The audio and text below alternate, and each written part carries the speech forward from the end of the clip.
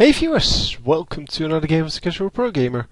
Today we are doing game number 2 of the semi-finals match, the first semi-finals match of the Antec attack number 21.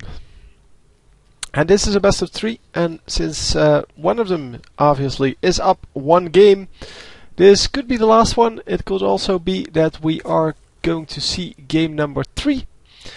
And no matter what happens, I'm going to put up game number 3, so I won't spoil the result for you.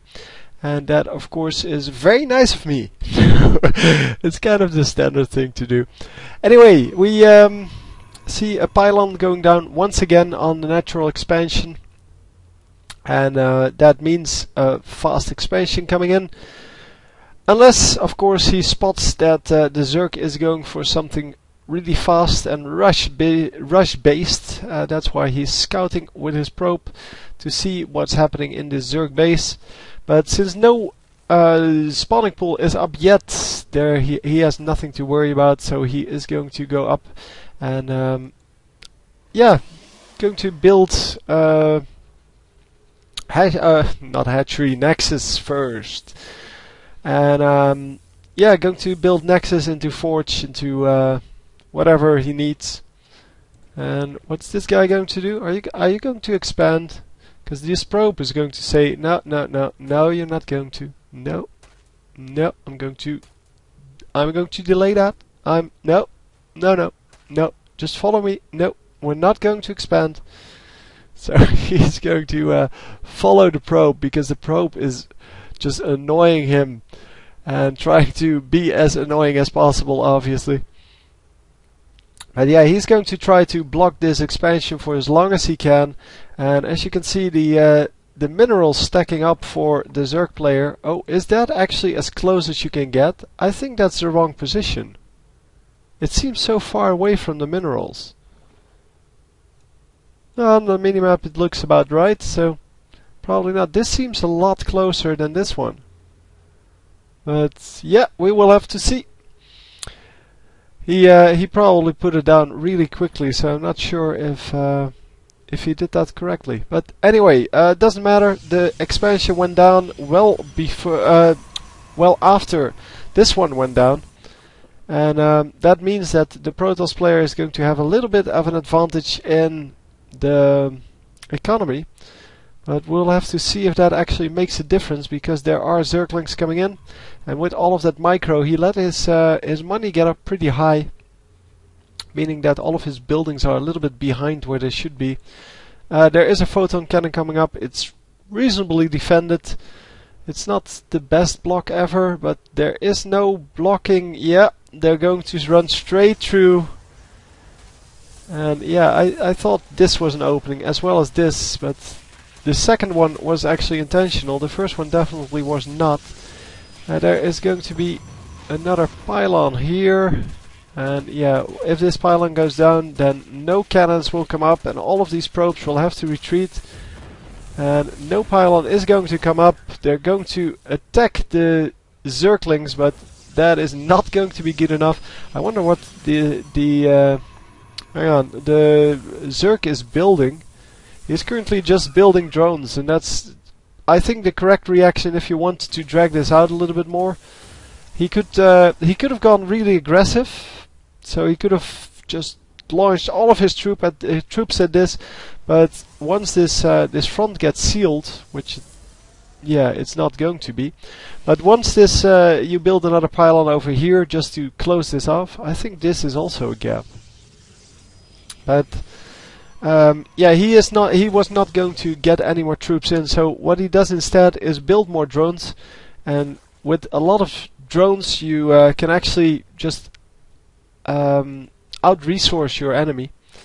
And yeah, he currently is equal on drones, on workers, with the Protoss, which is a huge deal for the Zerg player, because the Zerg player is normally behind, especially in the early game.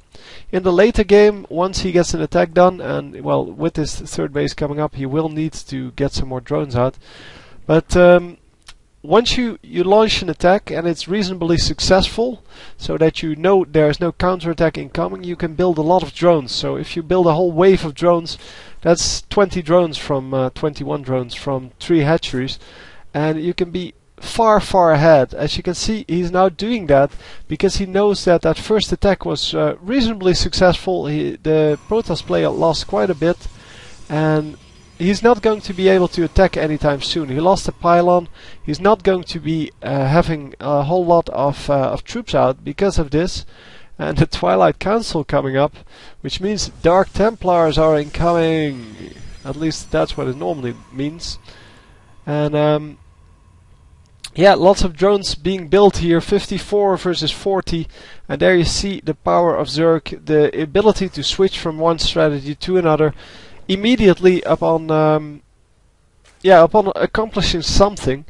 And he has 3 reasonably saturated bases, 2 more geysers coming up here, 2 more geysers coming up here, or extractors I should call them, but yeah, you build them on geysers, which is why I use that.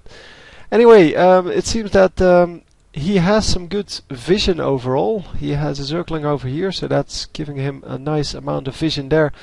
He can see the top base, he can also see this base. He can't see the bottom base, and he's going to send a Zergling there right now to scout that out. And oh, he's not running it all the way in? What? No, well, whatever. I'm assuming he knows what's going on over there.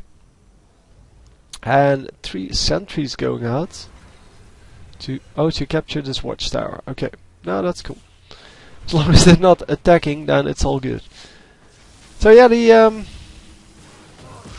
Overlord going down to a Stalker plus this Observer, and he is going to try to get some damage done because he knows he's behind, but he's actually 50% behind on the workers count.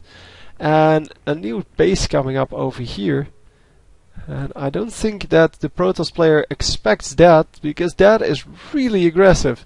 So the income, yeah, we can see 2000 versus about 1400, and that is of course a huge difference. And yeah, on the units tab, however, we have 4 Stalkers, 3 sentries against 4 Zerglings. So the Protoss is ahead in army, but yeah, the Zerg can of course build an army really quickly. And since he can see this incoming, we will see, yeah, 16 Zerglings, 14 Mutalisks coming out, and that should be good enough to finish this army and then claim the victory. Of course, he has some defense with these spine crawlers, but the spine crawlers are not going to be good enough to take down this army. Warping in some more Stalkers, and once the army comes out, oh, he cancelled this one as well, so this one is going to go down. He's going to lose all of that, but he is going to retreat over here, having a lot of spine crawlers out, in fact 10 spine crawlers. Seems a little bit overdone, but still lots of things coming up. And oh wow, where are his... Oh, he did no, he did bring out all of the units. They were out successfully, they didn't get destroyed or anything like that. And he is going to have to be careful with these Mutalisks, because the Mutalisks aren't the best against Stalkers. The Zerglings, however, are very good against the Stalkers. And he is going to harass a little bit, then retreat, then harass a little bit, and retreat.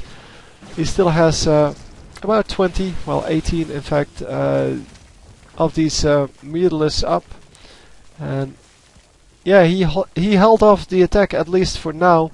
They're going to attempt to go up. Yep, they are going up, and here come the Zerglings. The Zerglings are going to be very good against these Stalkers, because they are small. They do a lot of damage, and yeah, that's why he's maneuvering into a corner so that he can't get surrounded. But it's not going to matter. He is going to lose all of these Stalkers. And does he have anything left after this? Because we see 50 Mutalisks, 16 Zerglings. Yeah, the Zerglings really don't matter, but 16 Mutalisks against nothing. And yeah, some Stalkers coming up now, but how many of these babies does he have? He has 8. So he can warp in 8 stalkers at the time, but is it going to be good enough? Because the Mutalisks are going to be super maneuverable, and they are going to harass away all of these probes. Yeah, the stalkers coming in here. Oh, one of them getting sniped immediately, and all of them getting cancelled. So that was kind of a fail. He warped him in too close to the enemy, and he is going to have to spend more time on that. Okay, not taking out the pylons here. If he took out these two pylons, nothing was going to happen anymore. So I have to feel that there are Dark Templars out somewhere, but I don't see the Dark Templar shrine. The Dark Shrine, sorry. And yeah, therefore we're going to stick with Stalkers. So the Twilight Council is definitely built to well, to get the possibility out of going for Dark Templars, but so far he hasn't done that yet. And yeah, there are no Dark Templars out, not even in production, I think. No. No production, in fact, for our Protoss player, and that is never a good sign. If you have nothing in production, then yeah, you have too much money, and yeah, well, this Zerg player already has too much money. He is trying to build up a new army, but he was busy microing, sorry. And because of that, he's going to yeah, have a little bit too high or a little bit too much money.